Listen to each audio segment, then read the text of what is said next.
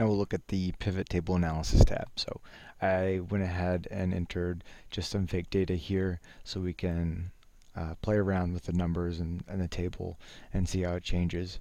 So let's see, the table as it is pulling from old data.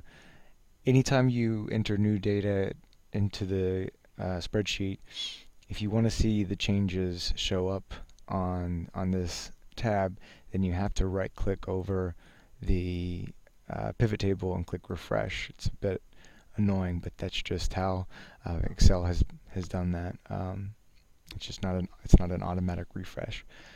So we want to know the poverty rates of different genders. So I'm going to pull in the $1.25 a day line.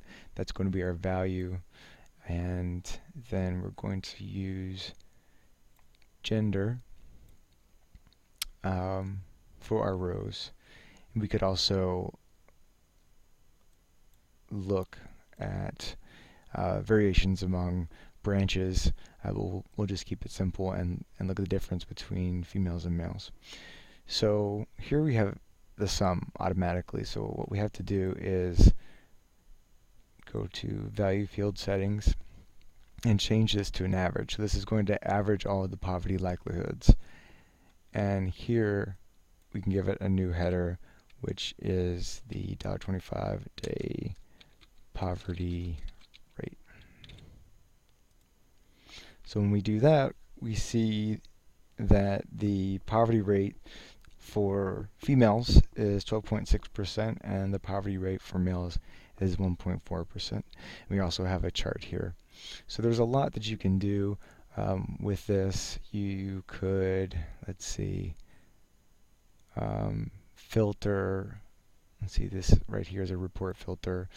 And for whatever reason, we might say that we don't want to see 1, 2, or 3.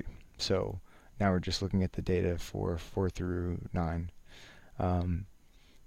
There are a lot of tutorials out there on using the pivot table. There's a lot that you can do with it. It's really beyond the scope of this video here, but I hope that you feel somewhat comfortable using the tab to come up with the poverty rates.